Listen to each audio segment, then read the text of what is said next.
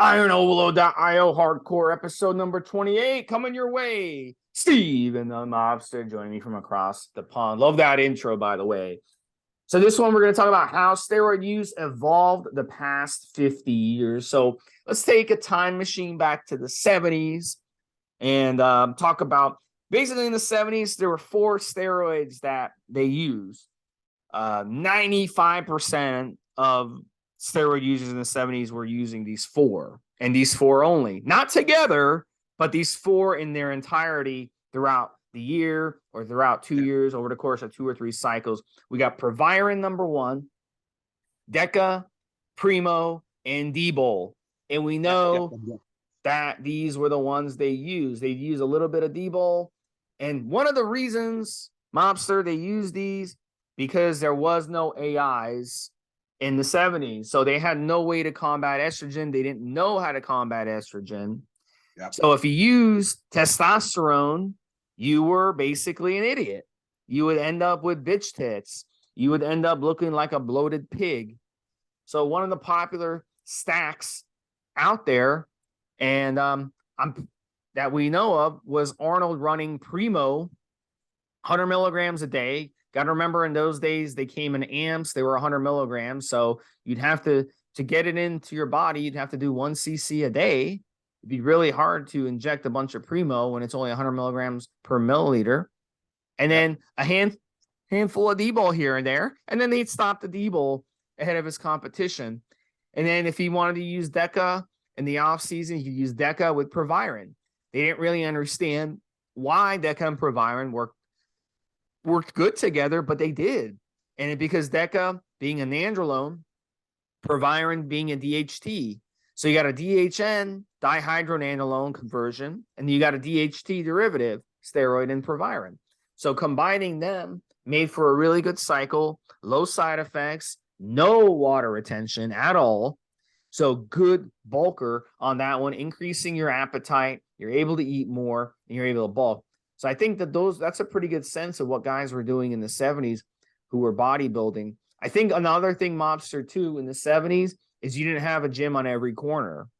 In America, oddly enough, there's a gym on every corner. There's a yoga studio. Every town has several yoga studios, no matter where you are in America. You could be in Kansas or you could be in New York or California, and there's yoga studios and there's gyms all over the place. So Americans definitely work out. A lot of Americans work out. And in the 70s, it wasn't so much that way. In the 70s, if you lived in Kansas, you would have to drive maybe 3 or 4 hours to the biggest town, and there might be like a boxing gym there where you could work out at. But you didn't have accessibility to gyms like we do today. You know what I'm saying? Now there's a Planet Fitness, an LA Fitness, a Gold's. They're all over the place. And they're franchise gyms, independently owned. And that's the big difference too, I think, now today. So it wasn't as much of people going and lifting weights back then. So the people you would see on videos lifting weights in the 70s, Mobster, those were the people who really had access to the best gyms in the country: Chicago, New York, and Southern California. Those 3 places. If you didn't live in one of those 3 places, you would have to drive to get to a gym. Even when I was in high school, I can remember any decent gym, I would have to drive about 30 to 45 minutes to get to a decent gym. Now, within 5 or 10 minutes of me, there's like 3 or 4 gyms. What do you think, Mobster? So here's the thing, guys. I mean, we've mentioned this on previous podcasts. There was an element of back in the day, and we're talking about 50 years ago here, even 30, 40 years ago, Steve, guys had their local gym or a buddy that would have a bag of steroids in the trunk of his car. And you can read these stories online of guys going out to the fella car and he would open up the bag and say, here's what I've got. And now accessibility through the gyms that Steve mentioned, through the much bigger accessibility of lifestyle to gyms and health clubs and so on and so forth, means the same thing with UGLs, with, for example, approved sources like we have on the forums.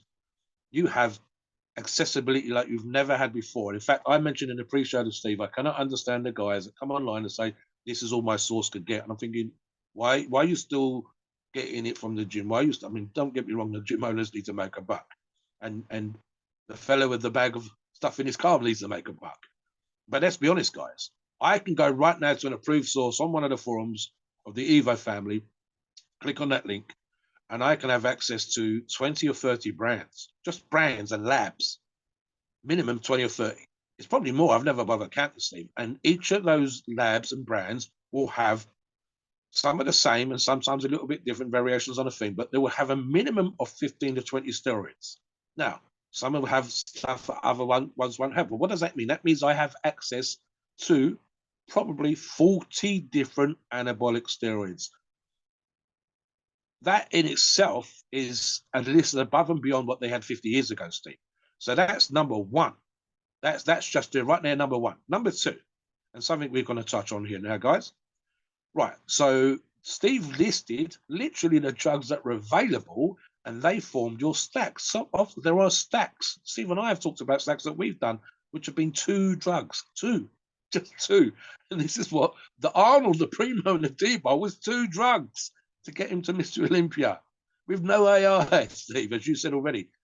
Now, it is become almost voguish to have multiple, and I mean multiple drugs. There are those stories. I believe, again, the Dallas MacArthur quote-unquote death stack was one of those, where you had a pre-season stack, then a mid-season stack, and then the competition stack. And the list of drugs that went around multiple forums, multiple podcasts, multiple videos, had 10 drugs in there. Now, not all top professional bodybuilders are using this kind of level. But what happens is an awful lot of amateurs and would-be competitive bodybuilders think that's what pro bodybuilders are using, who have a great genetic advantage and get away, funny enough, an awful lot of time with using less. And there's obviously Dallas is an exception in that particular example. But they think they need to have 6 or 7 or 8 drugs. And there'll be 2 weeks of this, and then 2 weeks of something else, and then the last 8 weeks, and so on and so forth. And you can find examples. You can find examples of young guys coming onto our forums and saying, this is my stack, and it'd be 5 or 6 drugs. And Steve and I have talked about in a recent podcast that we just recorded a few days ago, the best stacks that we'd ever run. And they were 2 drugs. And so, yeah, let's talk about just accessibility to drugs, Steve, before we get into the dosages. So talk about accessibility in your opinion. What's changed?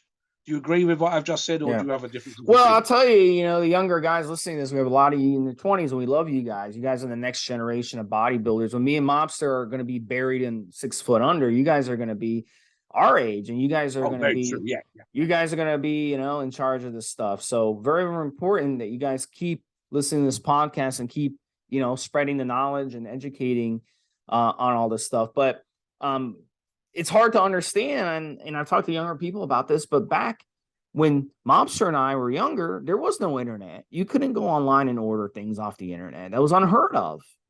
And in the 70s, people didn't have credit cards the way people do today. So it wasn't like you could just order, steroids off the internet with a click of the mouse back then. It was hard to get steroids. You had to know somebody who could get you steroids, and you had to trust them not to be an undercover cop, because back in the 70s across America, you had things called vice squads. In vice squads, they try to bust you for anything. Now, steroids at that time, the legality wasn't the way it is today. So steroids at the time were actually not scheduled. And so in terms of that, you didn't have to worry about that. But what we did have to worry about is quality of the gear, of knowing the right person in the gym to ask. And you had to find, that's how you would get steroids back in those days. Really, the internet didn't come around. The first time I actually used high-speed internet, it wasn't until I was actually in college where I actually used actual high-speed internet. In the late 90s, the way you would get the internet, Mobster, was, for me, I don't know if I was. I've had dial-up, man. We had dial-up. I had one of them modems, you can hear it working. Yes. we had AOL, and it was called You've Got Mail as soon as you logged in. I don't know if you had that in Britain. Did you have AOL? I don't know who you had, but you have to dial I up. think I had AOL way back at the beginning. You could literally Yeah. hear the modem making those. So you'd have to, type noises. so you connect a phone cord to the Yeah, back of yeah. your I never computer, had that. I had the and it would next level, but you could call still hear a it. long distance number, because if you didn't live close to a city, you have to call a long distance number, and you have to pay for a long distance call as you're using internet. And then it would die. It would take forever just to get into the Oh, internet, man, and it was so freaking slow. So yeah, oh. obviously you couldn't order steroids. So the whole ordering steroids didn't come around to the 2000s at least. So anyway, back in the 70s, hey, that was the only way, buddy. And then people back then, they didn't make the kind of money they made today. Now, I mean, in the United States, I mean, if you don't make six figures a year in the United States, I mean, you're poor, you know? So now we can afford to go and buy $1,000 worth of cycles, no problem. Even an 18, 19-year-old, you can go and do, you can go whack off on OnlyFans and make six figures a year. And then you'll have that disposable income. So back then they didn't have that kind of money back then to go throw it on steroids either. So I think that's been some of the big changes. Let me talk about three classifications of drugs that we've discussed in the pre-show, Steve, that they never had 50 years ago. Actually, one of them's kind of is two classifications: peptides and growth hormones, which of course is a peptide. You didn't have those. We have research chemicals now that we can access, Steve, as you know. Back in the day, you had a mailing list, maybe 4 or 5 steroids. Now you've got these sites that I mentioned already. And then you had growth hormone come in, accessibility at late 80s, early 90s, although someone may have had access to it a little bit before then. And then we've got the research chemicals, specifically peptides again. And then I'm also going to throw in here, Steve, SARMs. SARMs and peptides and growth hormone was not available in the 70s. Growth hormone was just on the periphery. And I mean just on the periphery. The whole, I'm thinking of a particular Mr. America that was talking about if we could have had it from monkey brains and we would have eaten the monkey brains. Steve something or other, his name escapes me, did the whole insanity or intensity bodybuilding, Steve Michalak. So he was talking about that then. But that's it. You had mailing lists. But like I said, there was no research chemicals. There was no access to the internet to see what researchers were using. Zero peptides. There is a list of peptides now. And I'm thinking, again, of one of the sponsors we have on the forum, Steve, just for SARMs. Is a great long list on there and a form that you can get those in and you can make them yourself and the way to measure them and all the accessibility for the equipment, the research chemicals. There was zero ProHormones back in the day. So there's just stuff like that, Steve. It literally is like being a kiddie in a sweet shop when it comes to performance enhancing drugs compared to 50 years ago. Wait, for example, again, let's go back to Arnold again. And I've mentioned this on a previous podcast. They went to a doctor in Venice Beach that was recommended to them, probably like Joe Weider. What do I know? And then this doctor would be a fan of bodybuilding. So he would administer the drugs. In other words, he gave you the jab. He wasn't even doing it yourself, although that came obviously. And he would check your bloods. He would say, if you're having problems with acne. And now we buy the syringes, the pins, the syringes, everything, the sharps off of Amazon, off of eBay. We have accessibility to different size needles. Again, you had what was given to you before. You got all these other drugs that didn't even exist 10 or 15 years ago, Steve, never mind 50 years ago. And something else I want to touch on is the dosage. Steve mentioned the simple Arnold, Primo, and Debo stack. And I believe we and I have discussed this before, Steve, and I think we were looking at somewhere between 200 and 300 milligrams of Primo per week and 30 to 50 milligrams. It's probably the lower 30. And as I recall, there was some conversation online amongst some of the veterans that Arnold was using more than the others. And when the others were using 5 and 10, Arnold was using 15, 20, 25, 30 milligrams a day of Debo. And that was considered a stretch. In other words, guys, let's say that he used 30. He was using 210 milligrams of Debo per week. That's 7 times 30. And 200 to 300 milligrams per week of Primo to look like Arnold and to win the Mr. Olympia. Now, that would be considered a baby stack, a novice stack, a starter stack now. And one of the issues that's come over time that you and I have discussed previously is the sheer volume. What do I mean by volume, guys? I'm talking about 1,000 milligrams is kind of like where most guys would like to be. But we know that there's 2, 3, 4, 5 gram stacks. I can think of one example, and it's historically, funny enough, from around that time, I believe it's between the late 70s and 80s. And this would be Peter Griminski, one of the owners of Gold's Gym, who had access to a lab because one of his relatives worked in a pharmaceutical company, was able to source material for him. And he was the only person, I believe, Steve, from that time. Muscle, Smoke and Mirrors, Randy Roach's book, talks about an interview. You can find this online again. An interview with the man himself talking about 10 grams a week. But he would be one of the very, very few extremes of that time. 5 grams a week is almost becoming normal. And the problem with that, Steve, is that there's an element of once you start getting comfortable with the higher dosages, 2 or 3 grams is considered to be mild relatively. And yet, again, we're talking about how it's evolved over the last 50 years. So we go, what was the dosages? I've told you the dosages, 200 to 300 milligrams per week of Primo and 210 milligrams per week. So 510 to 610 milligrams total, not even 3/4 of a gram for Arnold. And the D-bowl consumption was considered to be extreme by some of his competitors. Compare that to the numbers that we see, and we know of members of the forum that are talking about 5 grams a week, Steve, and that's without the growth, that's without the peptides, that's without the SARMs. So literally the numbers, the volume of oil, the volume of dosages has gone up. Talk about that, Steve. Okay, so looking at Mr. Olympia, early 80s, you had Chris Dickerson, who we've done a podcast on before, great man, rest in peace. And then Samir Bannout, 82, 83, Mr. Olympias. They did not weigh very much.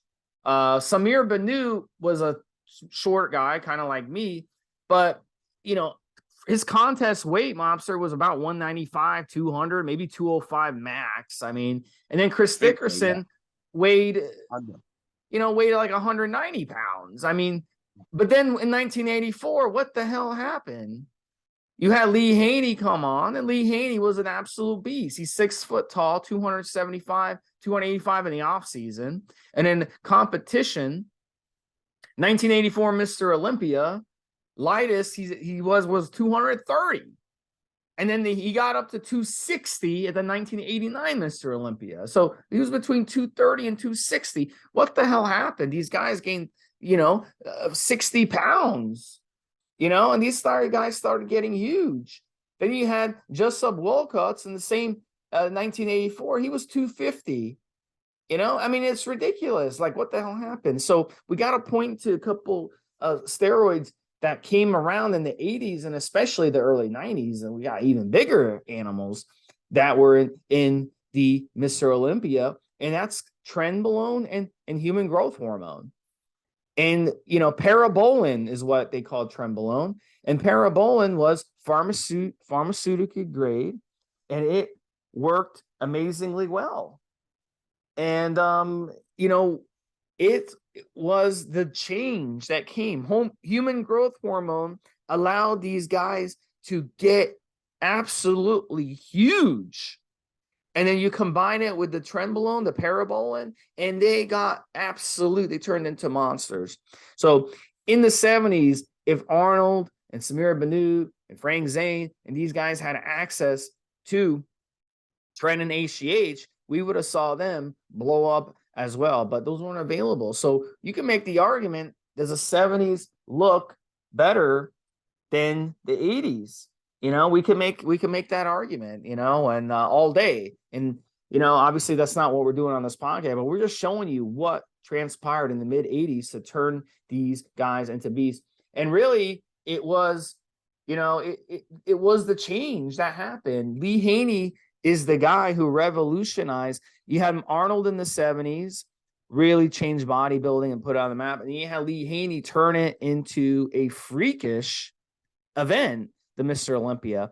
And that was it. I mean, once Lee Haney came on the scene, he changed it. And, who knows? Maybe he wasn't on on much more than what they were running, Mobster. Maybe he was on Proviron, Deca, Primo, Debo, on those types of steroids, and he just was a freak. But I think that some of these guys in the mid 80s and late 80s, especially, they started getting a hold of parabolin and they started getting a hold of human growth hormone. And that's what really, really changed the physiques. What do you think? There's a great argument to be made, and you and I have discussed this before, and I've referred to Paul Gillette and Lee Priest and others, where the internet can be to blame for this, Steve. I think there's an element of people can't get their heads around the genetic advantage that top professional bodybuilders have over the average person. And so, for example, Lee Priest has discussed the dosages that he's done, which would be Arnold-esque. He talks about living with Paul Gillette. They shared a place near Venice Beach, near Gold's Gym, where he trained. And he said Paul was sometimes using the same. He wouldn't always remember to inject. He wouldn't always remember, and yet he was still an absolute freak. He was eating crap food. They were, as did Lee. And you got this advantage. I can refer to, for example, Dorian Yates. Dorian Yates posted up his cycle after many years that he'd been retired, and he did an article in his column, a feature in his column in Muscular Development magazine, and it went onto the forums at the same time, and people said bullshit. They said Dorian used more than that. The story, and I remember this story, Steve, that was doing the rounds at the time, that him and Lee Haney and others, where the story would have it. The only reason these guys were looking the way that they did was they was having their blood sucked out at night time and then re-injected with additional amino acids added to their blood so that they were constantly growing. They had growth hormone that was dripping into them overnight and all this kind of stuff. And people couldn't get their heads around the fact that these guys had this great genetic advantage. So what happens now in terms of anabolic steroid use, performance enhancing drug use, is that there's an idea that these freaks are using 10 times, 5 times, 6 times, whatever, some crazy number in comparison to, say, to the average person with the less than stellar genetics, normal genetics. Here's the thing, guys. You don't know what genetics they've got till you start training. You don't know how you're going to respond to performance enhancing drugs until you use them. And the same thing we've got to be arguing for supplements. But the problem then is that people imagine that they need to use more. So here's the thing. You could argue very quickly, Steve, that we haven't physiologically changed in 50 years. It's only a couple of generations, Steve. So why is it that old school bodybuilders, and I know old school bodybuilders, and they've told me the dosages that you use, the pills, some of the pills and some of the injectables that you refer to come in tiny dosages, 1 or 2 milligrams. Debo was like 5 milligrams. And they were talking about low dose Anavar. And yet the physiques that were being presented then were high quality. We have not physically, anatomically, we haven't changed in terms of our ability to absorb chemicals, etc. that much. We haven't changed. There's no that much about it. So then you go down to what has changed? Yes, diuretics have made for drier looking physiques. So there's something else that wasn't available. It wasn't messing around with that stuff. You couldn't, for example, like Steve said, you couldn't even go and get your bloods tested as easily as you can. Now, there wasn't TRT clinics available, so you could go. How many people do we know just in the last few years, Steve, that are quote unquote on TRT? And then it'll be not even normal TRT levels, sports TRT levels. That didn't even exist 50 years ago. There was no testosterone replacement therapy back in the 70s. Nothing like that existed. So here's the thing. Sometimes and these podcasts with the stuff that we provide, and it's not always, guys, you're not always going to want to hear it. We try to give you information that's based on, as I've said before, tens of thousands of members, hundreds of thousands of members, tens of thousands of users, by our own personal experience with products and so on and so forth. And we talk about the success that we've had personally. We can talk about conversations that top professional bodybuilders have had. You've got access to that now, guys, that you never had before. And I know that it's difficult to believe that sometimes these pros use less than amateurs. And the internet makes for a different slant. It says, I don't believe it. I will take more than they're saying because they want you to believe they're only taking half as much. And you go, okay, let me know how you look. I'll post a photograph. The people that are using 2 or 3 times what professionals are using are not turning into professionals. They're not reducing Olympia level physiques. And yet it has become a thing. It's become accepted to use huge amounts of multiple drugs, to be on TRT, to never come off steroids. And none of those things existed 50 years ago. I think there might be an argument, Steve, to be made for it's almost that we need to make the mistakes in order to get it correct. And I don't just mean as individuals, but as a sport. We need to almost learn that we don't need 5 grams and 10 grams and crazy amounts of IUs of growth hormone and insulin and all those things, that the great and vast majority of us would benefit with a lot lower dosages. Dosages similar to 50 years ago. And there's even one more argument to be made here, Steve. And I'm thinking in terms of the classic physique. With people like Chris Bumstead having more followers on Instagram than Big Ramy, the Mr. Olympia in the open class, but we're almost coming away from the idea that we need to be using crazy amounts of gear and doing crazy stuff in the gym. Don't get me wrong, Steve. I'm always going to want to lift heavy. But that physique that he has and the group of people that he's competing with has become more popular. And they're not promoting the idea that these guys run 5 and 10 grams a week. So there's an argument to be made that maybe we as a group, as an industry, as a sport, if you like, are coming away from the open class 5 grams, lots of growth hormone, tons of insulin, tons of peptides, and kind of almost taking a small step back. It's forums like ourselves and podcasts like this that are pushing that in the right direction. What do you think, Steve, before we finish? I think a lot of it, Mobster, too, is a different mentality, because 50 years ago, if you wanted to learn about weight training, you would have to go to the library, check out a couple books, read them in the library, or check them out and take them home and read them and then bring them back. And you could take out 2 more books. You were not even allowed to take 2 books of the same category.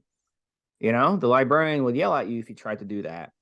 Today, if you want to learn how to do a lift, you just go on YouTube's, you know, and you just bring it up and you do it. So things have changed a lot, man.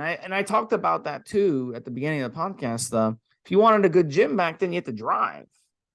Yeah. You know, now it's on every corner, it seems. So, you know, we've kind of adapted to that. It's the old adage of the bird who makes a nest on top of a power line.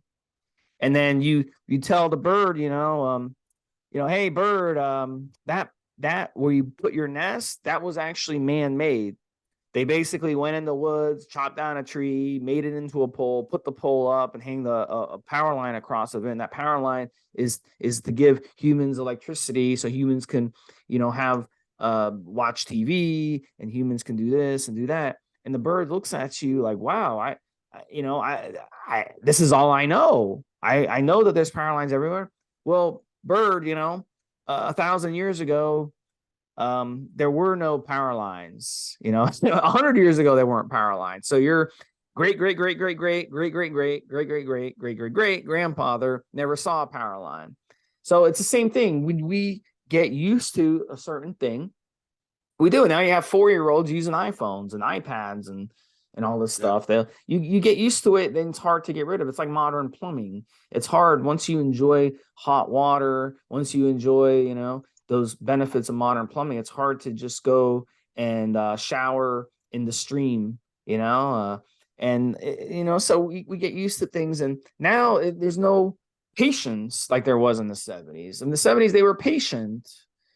They had a competition coming up, and they would train for it months and months and months. They would train to get rid of it for the Mr. Olympia once a year, or the Mr. Universe, or whatever the competition was. Now there's competitions. There's guys, we've done podcasts on some of these guys, Mobster. They're doing competitions every 2 weeks. They're going to a different competition. Yeah. So, I mean, why am I going to, if I'm doing 2 competitions a year, I can be patient. But if I'm doing 2 competitions a month, I can't be patient. I want results right away. So, yeah, I'm going to use Tren. Yeah, I'm going to use Superdrol. Yeah, I'm going to use Anadrol. I'm going to use these harsher steroids and more dosing so I can get quicker results. I don't got time to wait. I don't have time to wait for the ester to kick in after 5 weeks. I want to kickstart my cycle. I'll run triple the dose to kickstart my cycle, or I'll run 2 orals to kickstart my cycle. So, yeah, I mean, I think the mentality too has changed definitely. So you have to factor that in as well. So me and Mobster and I were talking about this on the pre-show. I think the dosages have actually been coming down over the past decade. I think we peaked. I think people realized, hey, running 2, 3, 4 grams a gear becomes counterproductive. And it's better if I run 1 or 1.5 grams a gear, and I'm able to control my side effects. I'm able to be more flexible in my cycle, and even keeping, cycles, even off cycle cruising. Mobster mentioned sports TRT. I think people are realizing cruising on 300 or 400 milligrams of testosterone year round isn't such a smart idea. No, I've talked to Boston Lloyd off the podcast, and I've interviewed him at least 3 times on my podcast. You guys can look up those videos, but I mean, he would cruise when he wasn't on a cycle, he'd cruise on 500 milligrams of testosterone minimum. And people are realizing, you know what, that's not a healthy thing to do. Boston Lloyd unfortunately passed away because of his, abuses, and cancer, yeah, people are realizing it's not such a smart choice, and they're like, wait a minute, is the risk versus reward really worth it? And I think they've backed off on their dosing, but it's also experience of once you tried it. We talked about on our prior podcast. I ran 750 milligrams of Sustanon one time, and then on a next cycle I ran 500 milligrams. Honestly, had better results on 500 milligrams than I did on 750 milligrams because I was better able to control and manage my side effects. I was able to sleep better. I wasn't having that much water retention. I wasn't having that much high blood pressure. So I was able to kind of live more normal and sleep normal, and wasn't so obsessed over the amount of steroids I was using. So I was actually able to have a better cycle that way. So I think people are realizing that, Mom. So what do you think over the past decade? I'd argue, Steve, that again, it makes for great reading, and it makes for an interesting video if you're the kind of person that puts out this information about the crazy use, etc., etc. And then you'll have people like me and you that are on the forums, and we haven't banged the drum of taking 1, 2, 3, 4, 5 grams a year ever. And we keep plugging away, keep plugging away, keep plugging away. So here's the thing, guys. It makes for great traction on a video with the algorithm for YouTube to produce a video or write an article and have it get picked up by Google again with the algorithm. So someone telling you are crazy and mad. And it was fun. It was even fun when I was online in the 90s, Steve. You'd have someone up the trend, up the trend, up the trend. It was almost done like a joke.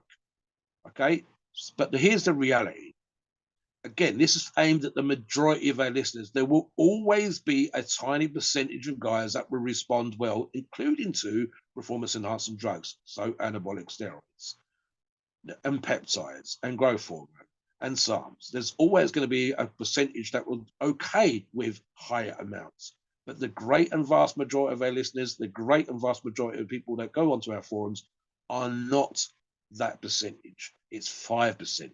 And the top elite is 1%. That leaves another 90 to 95% of you that will do well with lower dosages. Now, even compared to 50 years ago, we're using probably a little bit more of the sensible amounts, but there's an excess. Now, we provide with this podcast, with the other podcasts, with the vlogs, with the articles, and especially with our forum posts, a greater accessibility to information that shows you that you do not need to do these crazy cycles, but you still, even if we give you sensible cycles to use, you still have a much, much greater accessibility to a wider diversity of pharmaceutical quality drugs than you ever had.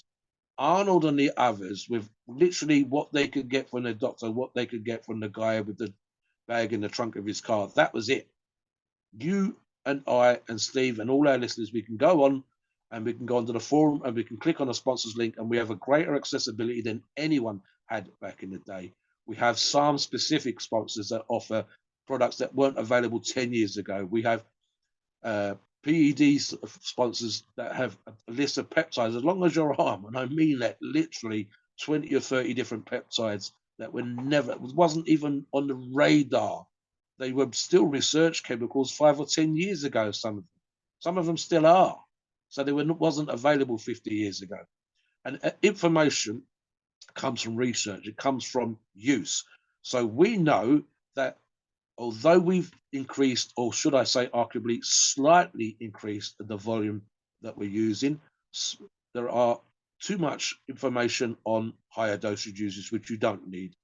Too much information sometimes for some of you in terms of accessibility to information, accessibility to products, that makes you feel like you need to do these kickstarts, that makes you need to do a finisher. And again, most of you do not. So most of you are looking to get lean or stronger or more muscular. And the difference is that you have great availability of information, great availability to products, great accessibility to a quality product. And sometimes it can get confusing, but here's the thing: we do this podcast to give you this information. So things have changed from 50 years ago, but you physically have not.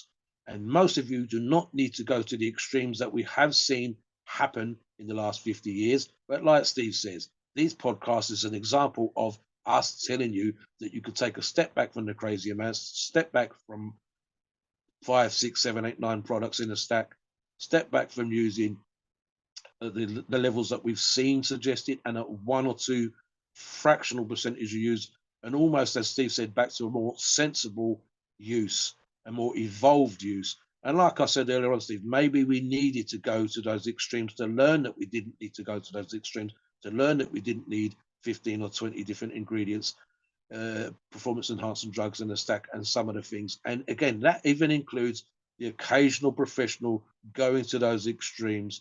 As an example, Stephen, just to finish, a lot of athletes for the last few years have been to the Oxygen Gym with Beta in Dubai. And there was lots of stories going around about their accessibility to peptides and accessibility to pharmaceutical quality drugs. And there may have been some truth to those rumors. Literally, you could walk out the gym, walk up the road, walk into a pharmacy, and if you mentioned a few names, you got what you wanted. But a greater element of what I think was happening was that these guys were living like monks.